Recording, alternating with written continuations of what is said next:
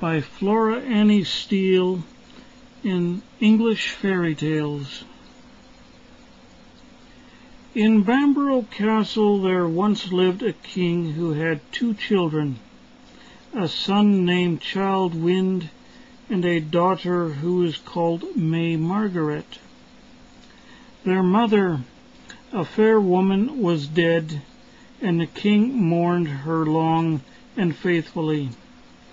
But after his son Child Wind went to seek his fortune, the king, hunting in the forest, came across a lady of such a great beauty that he fell in love with her at once and determined to marry her. Now Princess May Margaret was not over pleased to think that her mother's place should be taken by a strange woman, or was she pleased to think that she would have to give up keeping house for her father, the king? For she had always taken a pride in her work. But she said nothing, though she stood long on the castle walls, looking out across the sea, wishing for her dear brother's return. For see you, they had mothered each other. Still no news came of Child Wind, so on the day when the old king was to bring the new queen home, May Margaret counted over the keys of the castle chambers, knotted them on a string, and after casting them over her left shoulder for luck, more for her father's sake than for the new queen's regard, she stood at the castle gate ready to hand over the keys to her stepmother.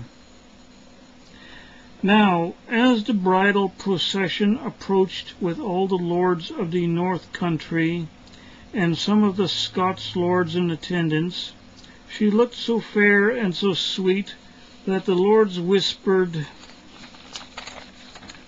to one another of her beauty. And when, after saying in a voice like a mavis, "Oh, welcome, welcome, father, unto your halls and towers, and welcome to my stepmother, for all that here is yours," she turned upon the step and tripped into the yard.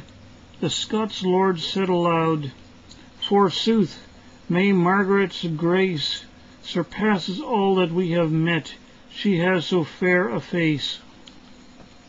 Now the new queen overheard this, and she stamped her foot, and her face flushed with anger, as she turned her about and called, "You might have accepted me, but I will bring May Margaret to a ladly worm's degree. I'll bring her low as a ladly worm that warps upon a stone, and not till the Child of Wind come back will the witching be undone." Well, hearing this, May Margaret laughed, not knowing that her new stepmother, for all her beauty, was a witch, and the laugh made the wicked woman still more angry. So that same night she left her royal bed, and returning to the lonely cave where she had ever done her magic, she cast Princess May Margaret under a spell with charms 3 times 3 and passes 9 times 9. And this was her spell: "I weird ye to a ladly worm, and such shall ye ever be, until Child Wind, the king's dear son, comes home across the sea. Until the world comes to an end, unspelled ye'll never be, unless Child Wind of his own free will shall give you kisses 3. So it came to pass that Princess Margaret went to her bed a beauteous maiden full of grace, and rose next morning a ladly worm. For when her maids came to dress her, they found coiled up in her bed an awesome dragon, which uncoiled itself and came toward them. And when they ran away terrified, the ladly worm crawled and crept and crept and crawled down to the sea until it reached a rock of the spindle stone, which is called a hew, and there it curled itself round the stone and lay basking in the sun.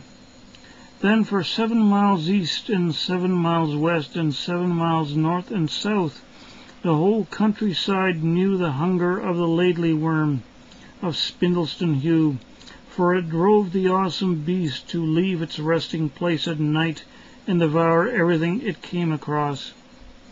At last a wise warlock told the people that if they wished to be quit of these horrors, they must take every drop of the milk of 7 white milch kine every morn and every eve to the trough of stone at the foot of the heugh for the Laidly Worm to drink.